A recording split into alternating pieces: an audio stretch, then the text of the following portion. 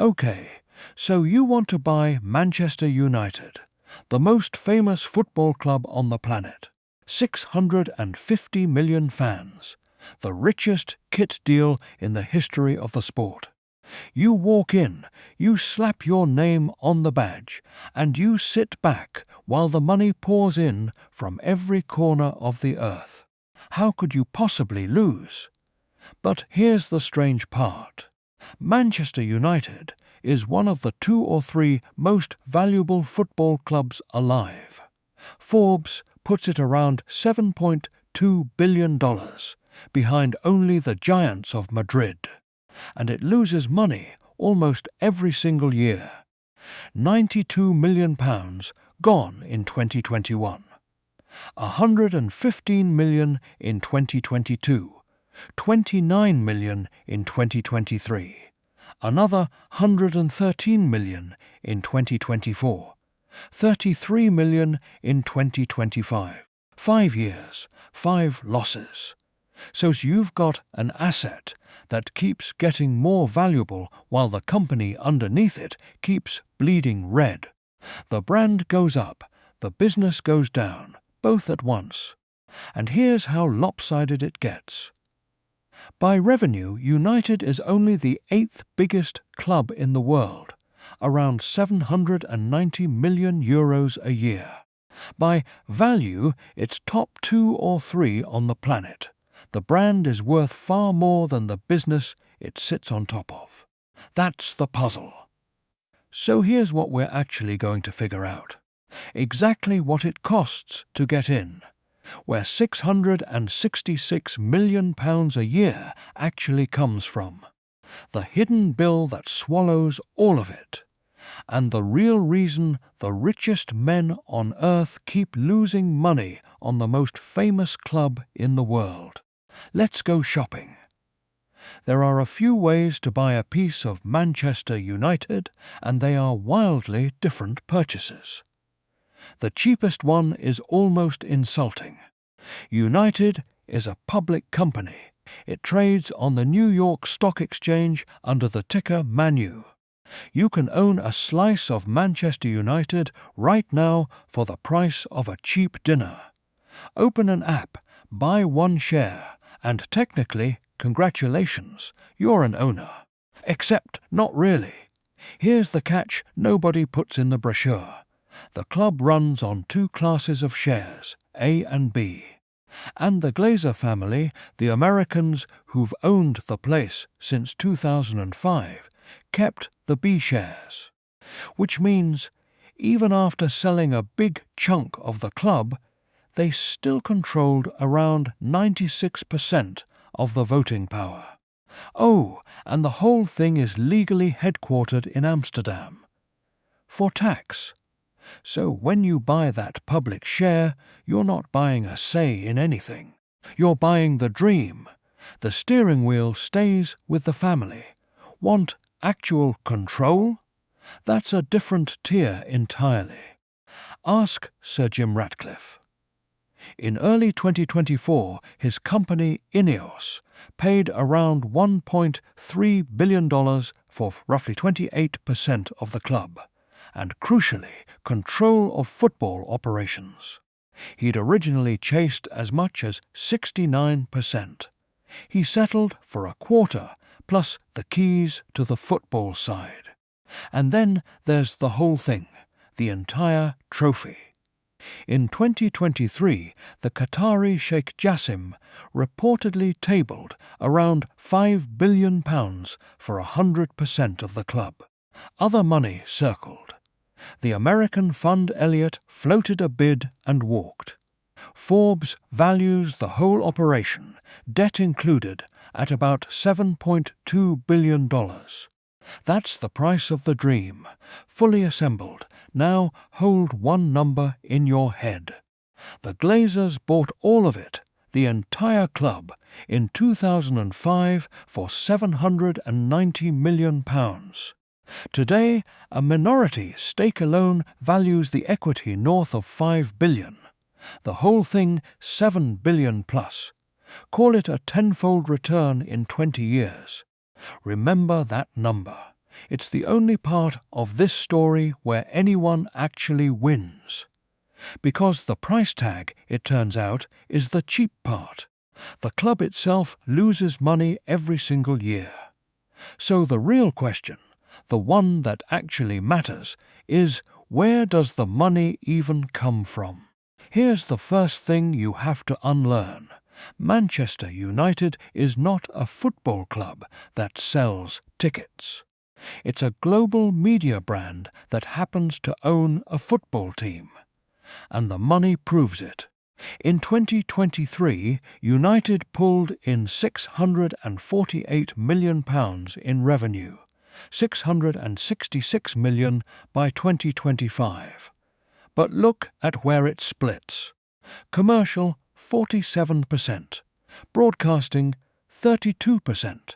Matchday, actual tickets, actual humans in actual seats, just 21%. The thing you think of as the business, people going to the football, is the smallest slice. So let's follow the real money.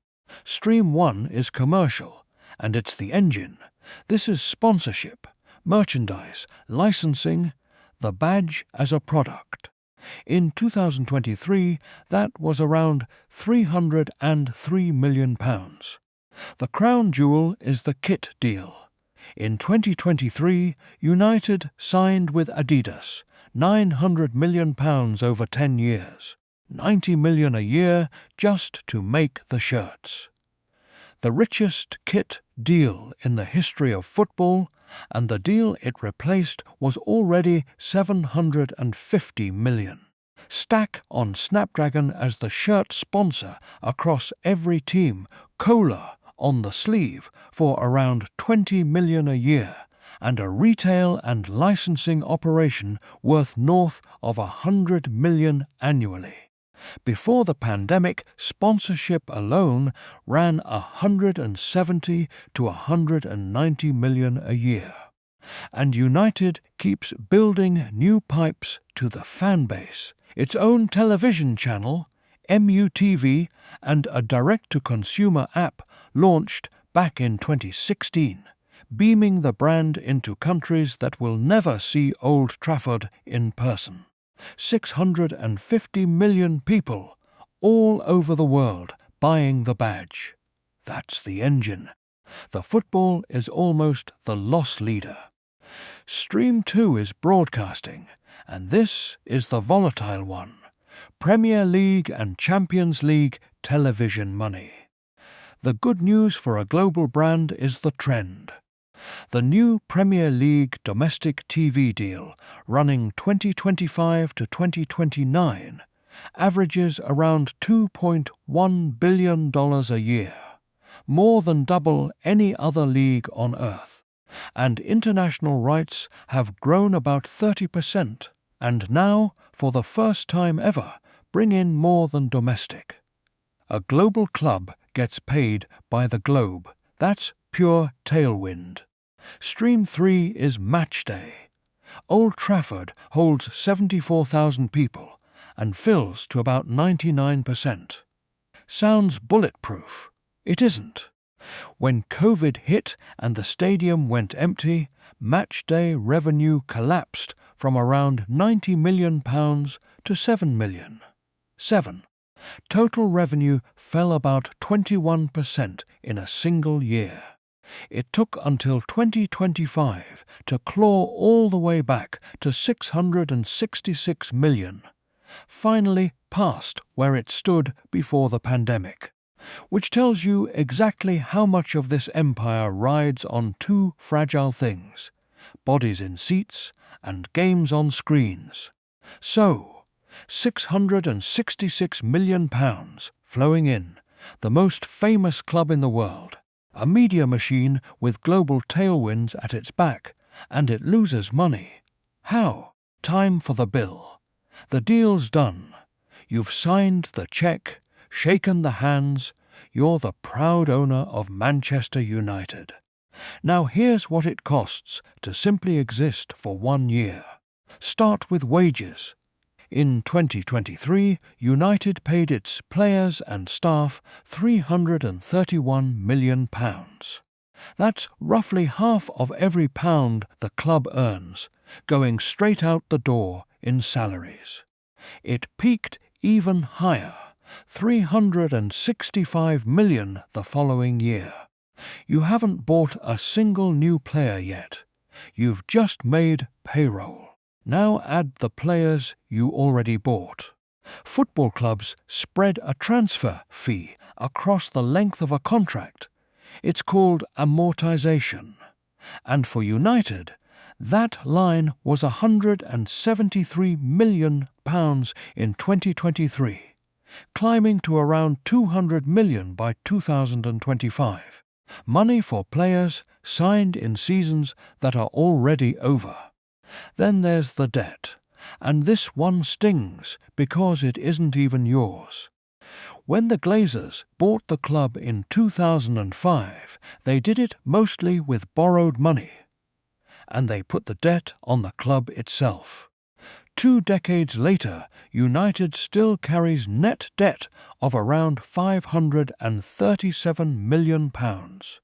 The interest on it ran about £45 million in 2023 and climbed to nearly £59 million. Every year, tens of millions paid out for the privilege of having been bought. And you still have to compete. To do that, United spends net transfer spend. What it pays for players minus what it sells was around £125 million in 2023, £153 million in 2024, and then an unprecedented £230 million in 2025. The line goes one direction, up, roughly £700 million over 5 years, a pace matching or beating any club on the planet, even as the trophy cabinet stays shut. And don't forget the stadium itself. Old Trafford is depreciating on the books at around £12 million a year, with renovation spending of £15-odd million on top, modest today. But it's an aging building. Every year you defer the big rebuild, the future bill gets larger, not smaller. There's a fourth cost nobody warns you about, and it isn't a number. It's a rule book. UEFA and the Premier League now run financial sustainability rules. They cap wages at 70% of revenue and limit how much you're allowed to lose over a rolling 5 years. United's wage ratio, around 50%, technically sits inside the line. But all that amortization eats the breathing room. One bad season, 1 year out of Europe, and you're staring at fines or transfer bans. You don't just owe money, you owe compliance. Add it all up. In 2025, United's operating costs hit £734 million against £666 million of revenue. Read that again. The most valuable club in the world spends more than it earns, just to keep the lights on and the team competitive. No trophy required, no silverware necessary. It loses money standing still. So why would anyone keep pouring billions into a machine like that? To answer that, you have to look at the mistakes, because 2 of them show up over and over, and the first one is already on the books. Mistake 1. Buy the club with the club's own money. This is the Glazer Playbook, 2005. £790 million, financed largely by debt, loaded not onto the buyers, but onto Manchester United itself. The genius of it is brutal. The asset pays for its own purchase, forever. That's why, 20 years on, the club is still dragging around £500 million in net debt, still handing 50-odd million a year to lenders. The Glazers bought a Ferrari and made the Ferrari take out the loan. Mistake 2. Pay like a champion, finish like a mittable side. United has spent around 700 million net on players in 5 years. Its last Premier League title was 2013, over a decade ago. And the Champions League money, the deep European runs that pay the richest, dried up right alongside the trophies. The spending never stopped. The winning did.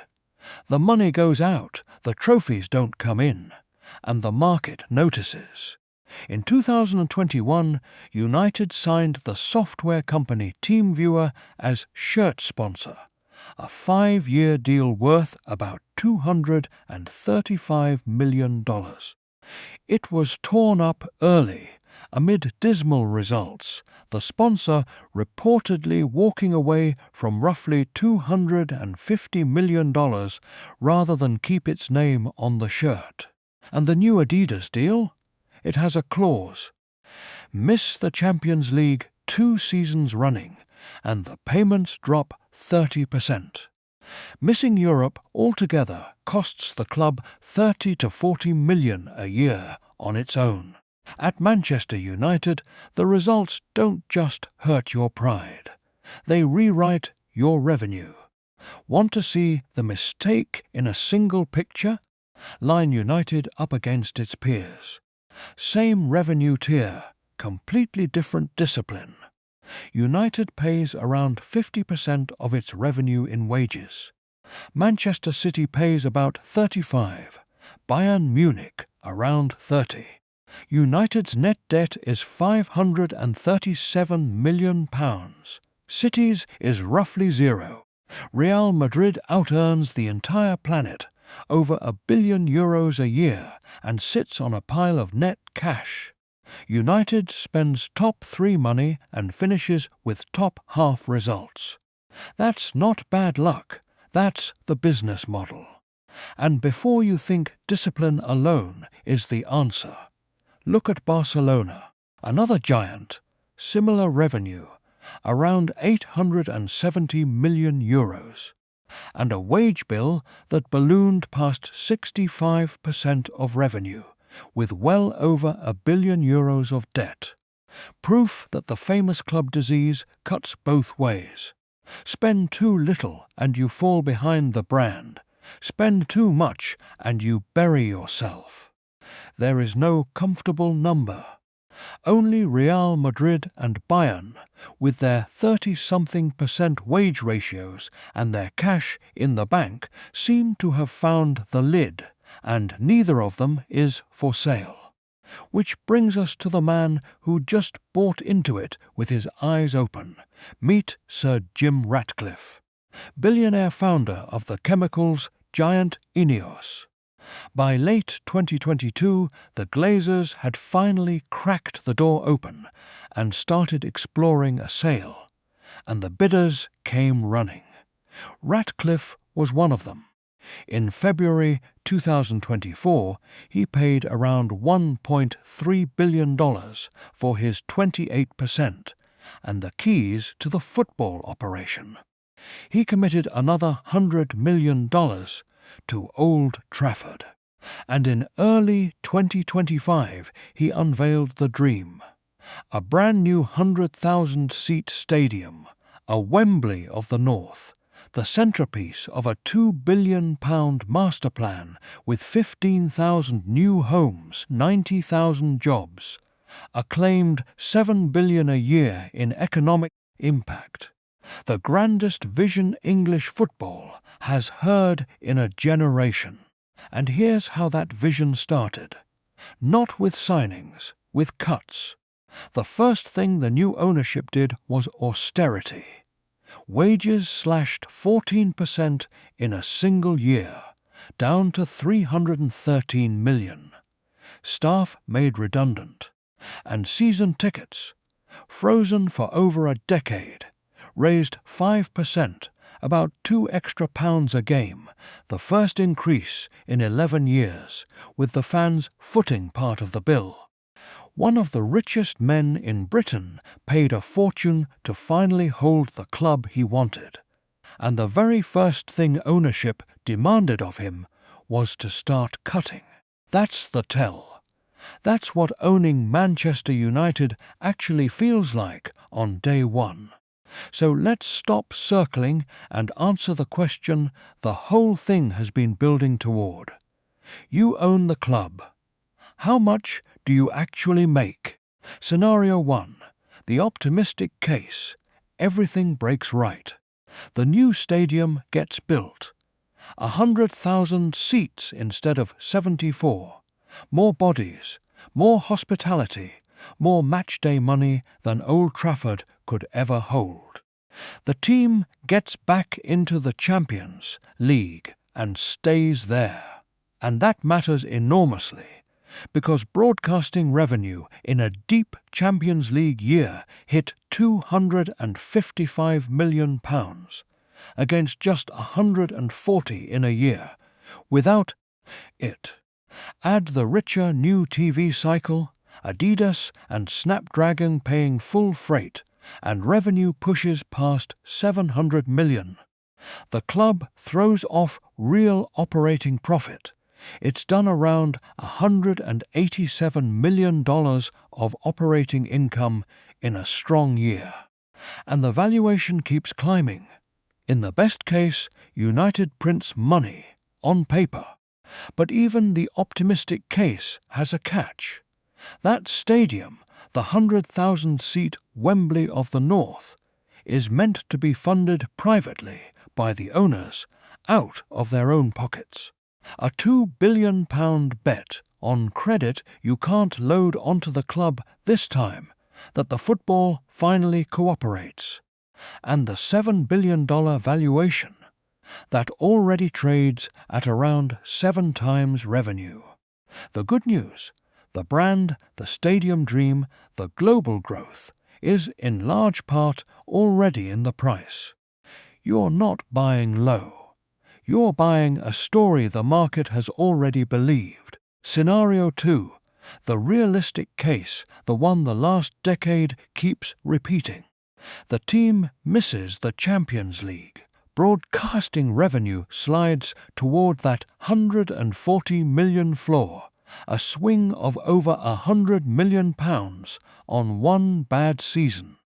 The Adidas clause clips 30% off the kit money, and none of the costs move. Wages still north of 300 million. Amortization 200 million. Interest 60 million. Suddenly you're staring at 700 plus million in costs against shrinking revenue, and you book a loss, £100 million or more, like 2024.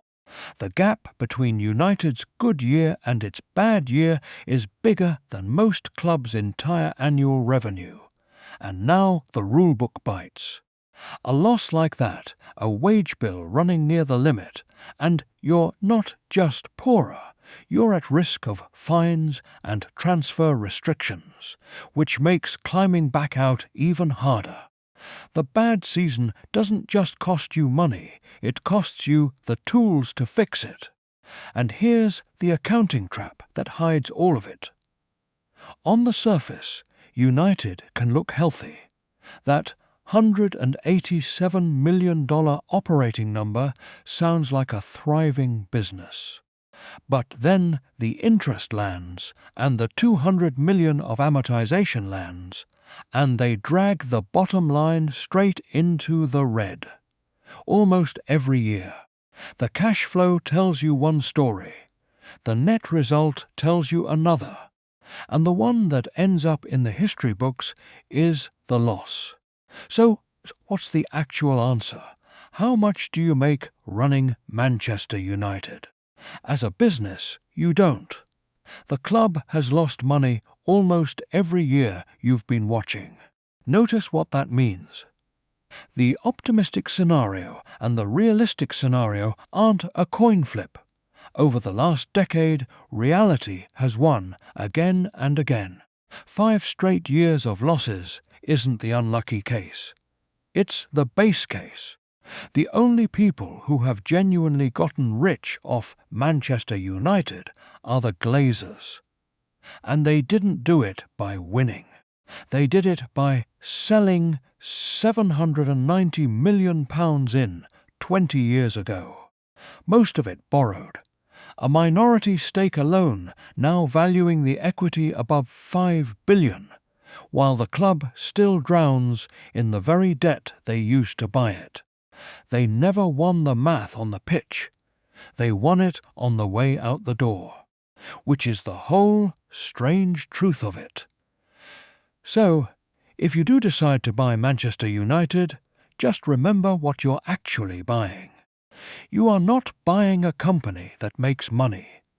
The most valuable football club on earth loses money every single year, and it has for as long as most of its fans can remember. What you're buying is the most expensive trophy in sport.